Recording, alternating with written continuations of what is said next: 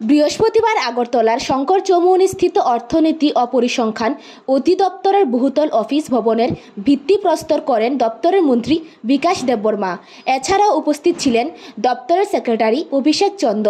সম্মানীয় অতিথি হিসেবে উপস্থিত ছিলেন আগরতলা পৌর নিগমের মেয়র দীপক মজুমদার, 18 নম্বর ওয়ার্ডের কর্পোরেটর অভিষেক দত্ত সহ আরও অন্যান্যরা। উক্ত অনুষ্ঠানে বক্তব্য রাখতে গিয়ে মেয়র দীপক মজুমদার বলেন,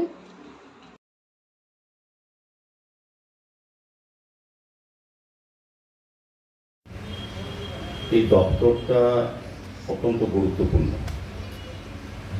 আমাদের রাজ্যের সমস্ত ডাটা যতটা জানি বা যতটা বুঝেছি 1947 সালের পর থেকে, বিশেষ করে 1978 সালে আমাদের সরকার এই দপ্তরের উপর যে দায়িত্বগুলি দেওয়া আছে, বিশেষ করে আর্থসামাজিক অবস্থান আমাদের রাজ্যবাসী বা জনগণের বিভিন্ন পথে, বিভিন্ন সেক্টরে এবং জনসংখ্যা আরম্ভ করে বিভিন্ন দিক, এর উপরে বেস করে আমাদের সমস্ত কিছু যেটা তৈরি করা হয় বলবো বিভিন্ন দপ্তরে, তার সহযোগিতা করে আমাদের এই স্ট্যাটিস্টিক্স ডিপার্টমেন্ট, যেটা ট্রেনিং এখন হিসাবে পরিগণিত হচ্ছে।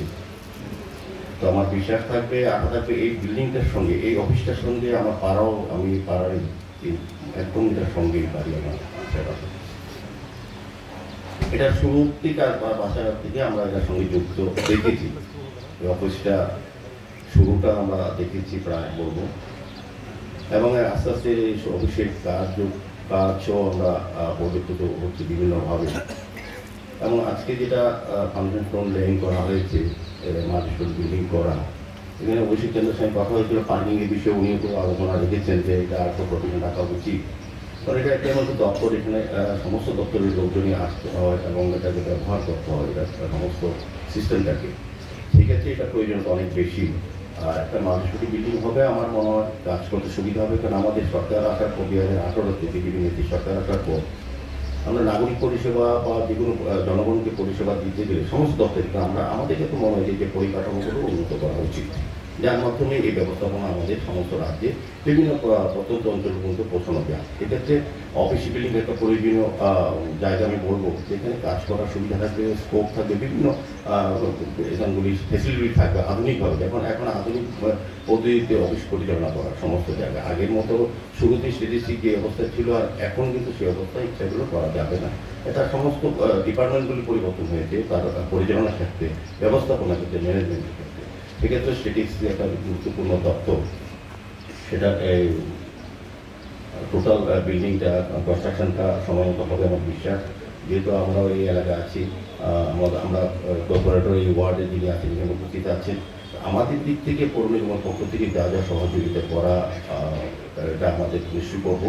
এটা আমি বিশ্বাস করি এই কারণে, যখনই যেখানে বিল্ডিং কনস্ট্রাকশন, এটা এই এলাকা নয়, সারা রাজ্যে যেখানে যে জায়গাতে কনস্ট্রাকশন হয় বা কোনো রকম প্রজেক্ট হয়, ওই এলাকার লোকেরই সবচেয়ে বেশি সহযোগিতা এবং রক্ষণাবেক্ষণ কনস্ট্রাকশন হয়ে যাবে। আজকে এখানে লেইং হয়েছে, আমাদের সরকার টাকা বরাদ্দ করেছে, আমাদের হাউজিং বোর্ড সর্বমুখী যারা কাজ করছেন তারা করবে, কিন্তু রক্ষণাবেক্ষণ তার সমস্ত পরিবেশ রক্ষা করার দায়িত্ব কিন্তু এই এলাকার লোকালিটি যারা বসবাস করে তাদেরকে, এই কর্মচারী যারা এখানে কাজ করবেন, বন্ধুদের সহযোগিতা করা, সেই পরিবেশকে বজায় রাখা। সেক্ষেত্রে আমি বলবো, আমরা যারা আছি আমরা অবশ্যই দপ্তরকে সহযোগিতা করবো।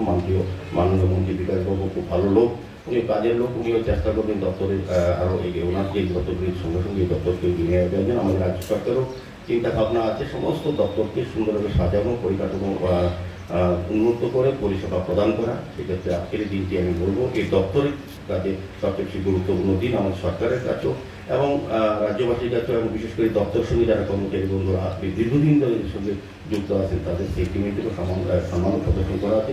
তারাও সবাই মিলে কাজ করবেন, এগিয়ে নিয়ে যাবেন আমাদের একটি করার চেষ্টা দেওয়ার লক্ষ্যে। আমাদের যে কাজ করছে আমাদের সরকার, আমাদের মুখ্যমন্ত্রী, সেদিকে আপনারা এগিয়ে যাবেন। এটি ফাউন্ডেশন এটাই বলে এবং নমস্কার।